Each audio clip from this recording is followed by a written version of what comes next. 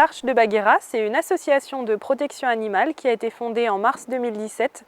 On est spécialisé dans la protection des nouveaux animaux de compagnie, donc les NAC. Ça comprend les lapins, les cochons d'Inde, les hamsters, les furets, etc. L'idée de créer l'association, elle est venue assez naturellement parce qu'à la base, moi j'étais donc passionnée par les rats et de plus en plus, j'étais amenée à récupérer les animaux que leurs propriétaires ne voulaient plus. Donc pour continuer un peu plus sereinement les prises en charge, j'ai pris l'initiative de fonder le refuge. Pourquoi les NAC? Eh bien, c'est parce que ce sont des animaux qui sont un petit peu oubliés. C'est vrai que quand on parle d'abandon, on a tendance tout de suite à penser aux chiens et aux chats, et rarement aux NAC qui sont tout autant abandonnés. Et malheureusement, à l'heure actuelle, il existe encore très peu de refuges qui sont réellement spécialisés pour ces petits animaux. Les animaux qui arrivent à l'association viennent la plupart du temps d'abandon de particuliers ou alors ce sont des animaux qui sont trouvés errants. Donc soit que des promeneurs nous ramènent, soit que nous on va chercher en fourrière. Parce que le problème c'est que la plupart du temps les personnes qui souhaitent se séparer de leur animal de compagnie va le lâcher dans la nature en pensant lui rendre sa liberté alors que c'est les condamner. Parce qu'il faut bien savoir que les animaux qui sont domestiqués depuis X années n'ont plus les clés en main pour survivre dans la nature. On travaille également en partenariat avec 2 associations qui réhabilitent les animaux de laboratoire. Donc c'est des animaux qui, quand ils n'ont pas subi de tests invasifs, peuvent tout à fait trouver une famille et vivre dans un foyer. Plus ponctuellement, on participe également à des sauvetages ou à des saisies, mais ça concerne un très grand nombre d'animaux, donc on est obligé de travailler en partenariat avec d'autres refuges. Puis dernier point qui me tenait aussi très à cœur, c'est de sensibiliser la population sur la place des NAC au sein des foyers pour essayer d'éradiquer un petit peu cette image du lapin ou du cochon d'Inde qui va rester dans sa cage toute sa vie parce que ce sont des animaux qui ont vraiment besoin d'être reconnus, qui ont besoin également de sortir, qui ont besoin de câlins, d'attention et qui peuvent tout à fait être éduqués et qui adorent apprendre.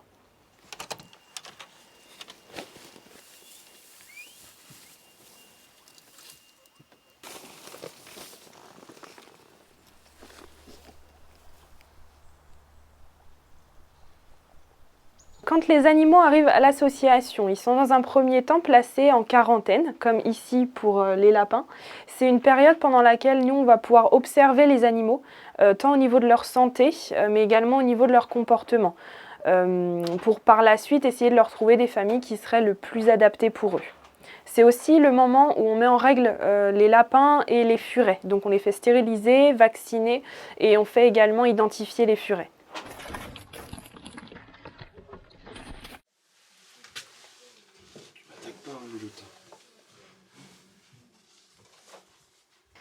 Une fois la période de quarantaine passée, lorsque les animaux sont prêts à être adoptés, ils sont mis en avant sur notre site internet et notre page Facebook. Les potentiels adoptants sont invités à remplir un formulaire sur notre site internet où sont détaillées les conditions d'adoption pour chaque espèce. Une fois le formulaire validé, vous pouvez venir récupérer les animaux au refuge sur rendez-vous ou alors passer par un covoiturage si vous habitez loin de l'association. Si vous souhaitez nous aider, nous acceptons les dons matériels et financiers, sachant que nous sommes une association reconnue d'intérêt général. Toute participation financière est déductible des impôts. Nous organisons chaque année la vente d'un calendrier au profit de l'association et nous recherchons des bénévoles pour participer au nettoyage à l'association, mais aussi nous aider dans les transports vétérinaires ou pour les covoiturages. Bonjour mon loulou, bonjour. Oh bah oui, moi j'aime bien un petit peu les caresses. Elle, ses plumes, on l'a récupérée parce qu'elle a été abandonnée devant un autre refuge. Donc elle a des soucis flagrants à cause de la maltraitance. Donc déjà, elle a une oreille en moins. Elle a été abandonnée avec toute sa famille, donc son frère aussi qui a une oreille en moins. Et elle avait les pattes arrière cassées, donc ce qui lui fait une démarche un peu particulière. Je suis Elodie, je suis bénévole à l'association depuis presque 4 ans maintenant, depuis la création en fait. Et je m'occupe principalement de la remise en confiance et de l'apprivoisement des petits loulous qui arrivent. C'est vrai que beaucoup de NAC, la plupart du temps, sont maltraités par négligence, c'est-à-dire qu'on va les laisser dans leur cage sans trop les changer, en les nourrissant quand on y pense. Et ça leur laisse des troubles physiques et aussi potentiellement psychologiques. Donc ça fait partie du rôle de l'association de les remettre en confiance, de leur redonner confiance en l'humain. La remise en confiance des animaux, c'est beaucoup de câlins, en tout cas pour ceux qui apprécient ça, puisqu'ils n'apprécient pas tous d'avoir des câlins et de se faire manipuler. C'est aussi venir dans les enclos et juste présenter la main, par exemple, pour les habituer à la présence humaine. Et beaucoup de friandises, parce que l'apprivoisement passe beaucoup par l'estomac.